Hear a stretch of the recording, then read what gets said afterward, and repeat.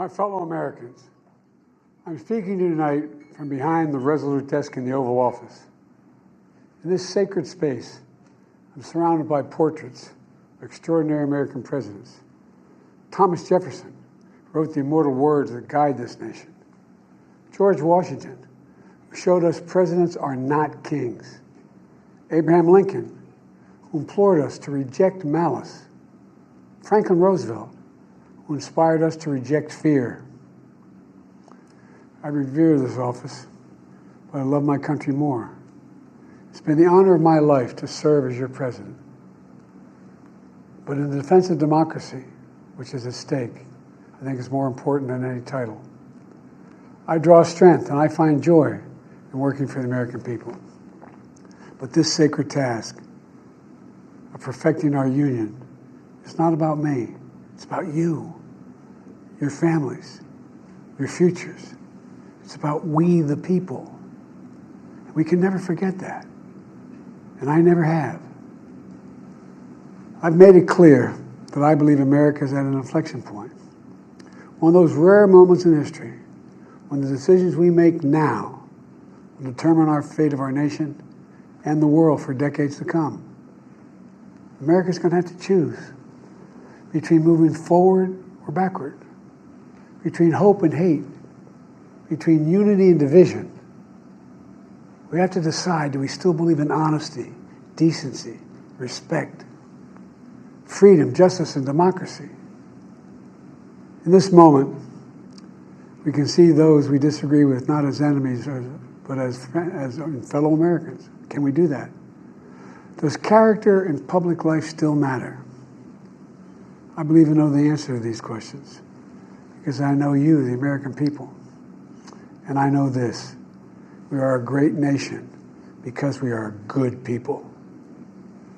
When you elected me to this office, I promised to always level with you, to tell you the truth.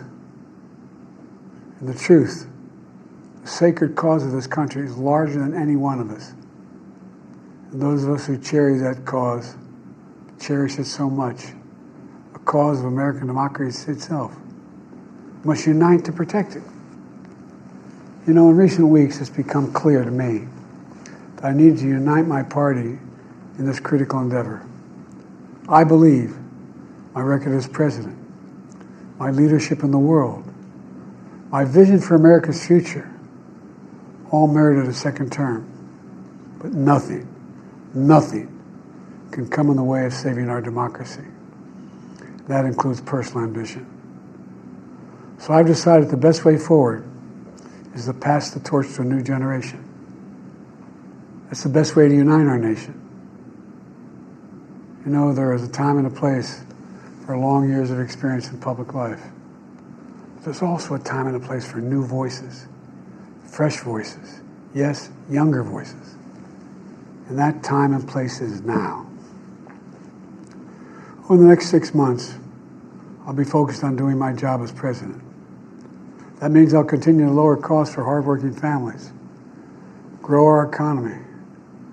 I'll keep defending our personal freedoms and our civil rights, from the right to vote to the right to choose. I'll keep calling out hate and extremism. Make it clear there is no place in America for political violence or any violence ever, period. I'm going to keep speaking out to protect our kids from gun violence, our planet from climate crisis that is the existential threat. And I will keep fighting for my cancer moonshot so we can end cancer as we know it, because we can do it. And I'm going to call for Supreme Court reform because this is critical to our democracy, Supreme Court reform. You know, I will keep working to ensure America remains strong and secure and the leader of the free world. I'm the first president in this century to report to the American people that the United States is not at war anywhere in the world. We'll keep rallying a coalition of proud nations to stop Putin from taking over Ukraine and doing more damage. We'll keep NATO stronger, and I'll make it more powerful and more united than any time in all of our history. I'll keep doing the same for our allies in the Pacific.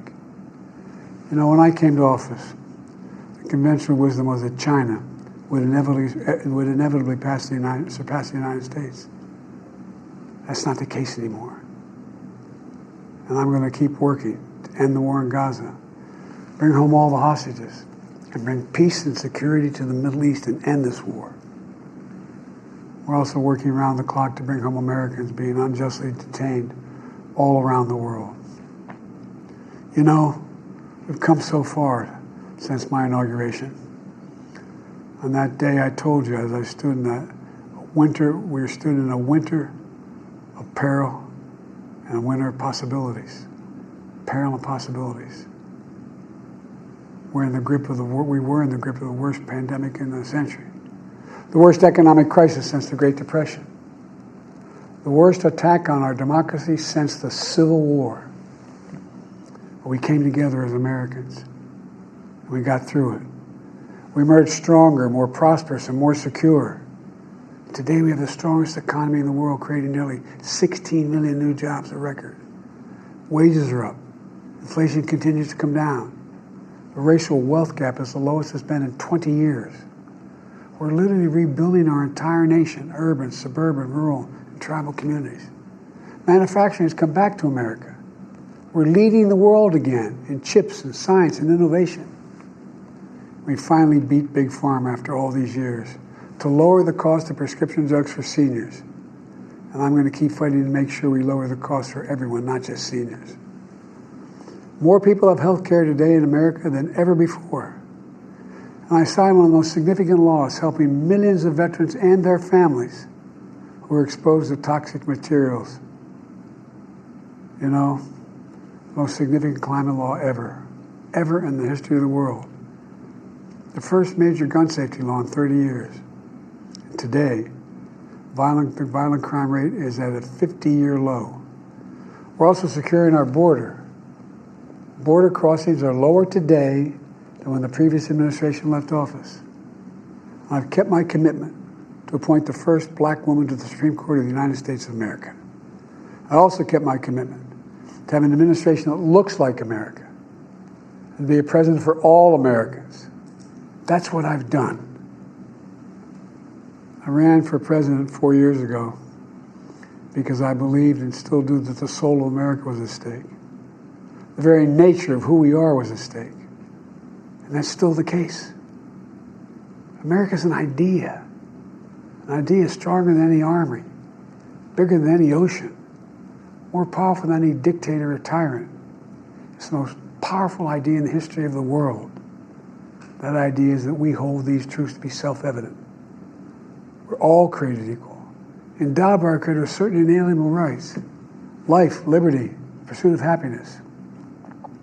We've never fully lived up to it, to this sacred idea, but we've never walked away from it either. And I do not believe the American people will walk away from it now. In just a few months, the American people will choose the course of America's future. I made my choice. I've made my views known. I would like to thank our great Vice President, Kamala Harris. She's experienced, she's tough, she's capable. She's been an incredible partner to me and a leader for our country. Now the choice is up to you, the American people. When you make that choice, remember the words of Benjamin Franklin hanging on my wall here in the Oval Office, alongside the busts of Dr. King and Rosa Parks and Cesar Chavez. When Ben Franklin was asked, as he emerged from the convention going on, whether the founders have given America a monarchy or republic, Franklin's response was, a republic, if you can keep it. A republic, if you can keep it. Whether we keep our republic is now in your hands.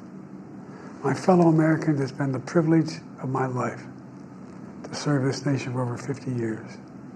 Nowhere else on earth could a kid with a stutter, from modest beginnings in Scranton, Pennsylvania, and Claymont, Delaware, one day sit behind the resolute desk in the Oval Office as President of the United States. But here I am. That's what's so special about America. We're a nation of promise and possibilities, of dreamers and doers, of ordinary Americans doing extraordinary things. I've given my heart and my soul to our nation, like so many others. I've been blessed a million times in return with the love and support of the American people. I hope you have some idea how grateful I am to all of you. The great thing about America is here, kings and dictators do not rule, the people do.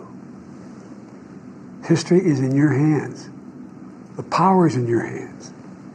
The idea of America lies in your hands. We just have to keep faith, keep the faith, and remember who we are. We're the United States of America, and there's simply nothing beyond our capacity when we do it together. So let's act together, preserve our democracy. God bless you all, and may God protect our troops.